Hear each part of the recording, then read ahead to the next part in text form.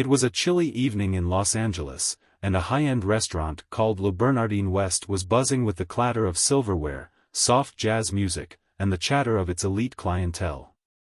This wasn't just any place, this was a restaurant where reservations had to be made months in advance, and the menu was crafted by a world-renowned chef.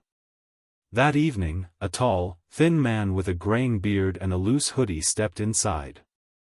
He wore tinted glasses, a beanie, and a baggy pair of jeans, not exactly the usual attire for this luxurious establishment.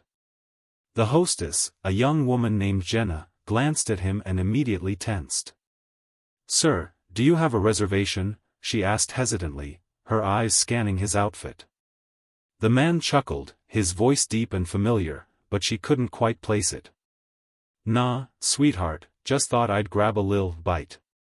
Jenna's hesitation didn't go unnoticed by the restaurant manager, Mr. Sinclair, a stern-looking man in a neatly pressed suit. He had built his reputation on ensuring only the right kind of clientele entered. With a single glance, he made his decision. "I'm sorry, sir," Mr. Sinclair interrupted, stepping forward. "We have a strict dress code and a reservation-only policy." The man raised an eyebrow and smirked. "Oh, so you sayin' I can't get a table?" Mr. Sinclair's lips pressed into a thin line. "That's correct." Jenna shifted uneasily. Something about this man seemed oddly familiar, but she wasn't sure.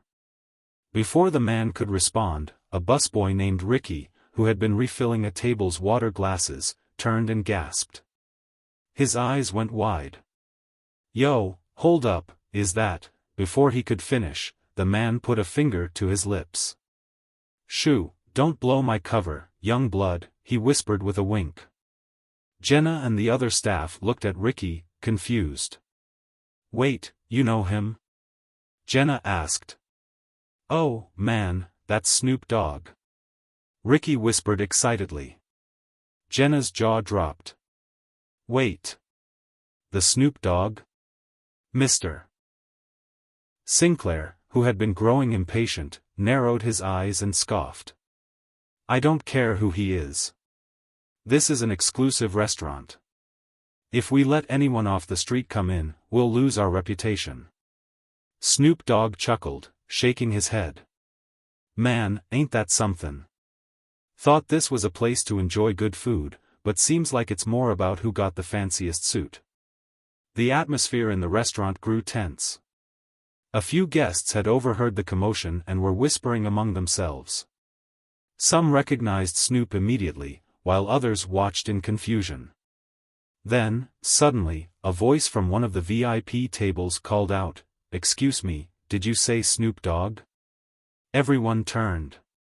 A distinguished-looking woman in an elegant black dress rose from her seat.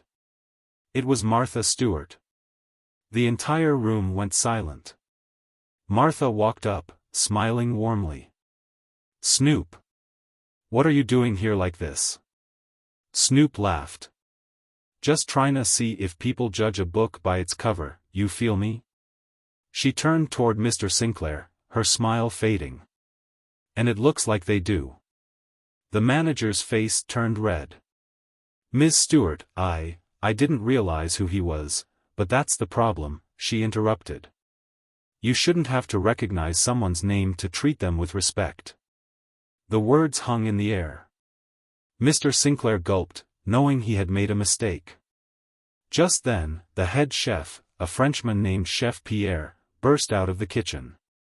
"Snoop Dogg? Mon Dieu! You are one of my inspirations. I have watched your cooking show with Ms. Stewart."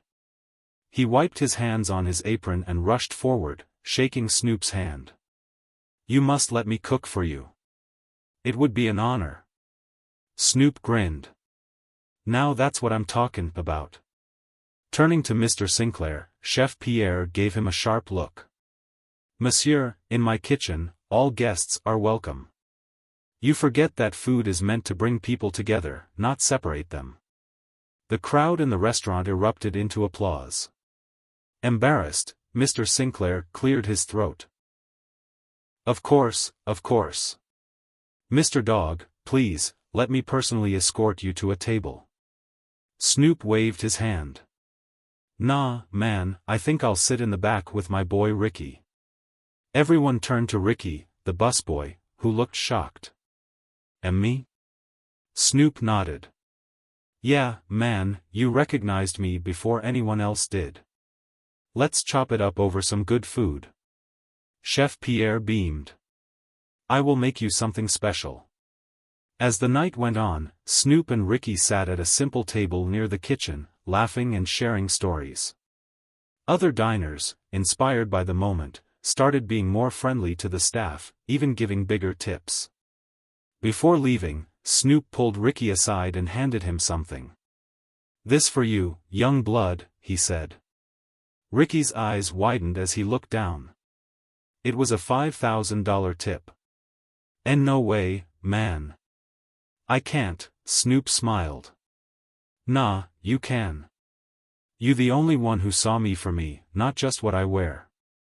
Tears welled up in Ricky's eyes as he hugged Snoop. Thank you, man, this is life-changing. Snoop patted his back. Keep hustlin', kid. As Snoop left the restaurant, people clapped, and even Mr. Sinclair looked humbled.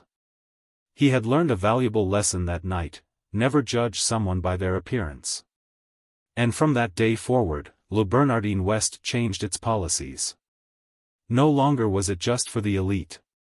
It became a place where everyone could enjoy a good meal, just as it should be.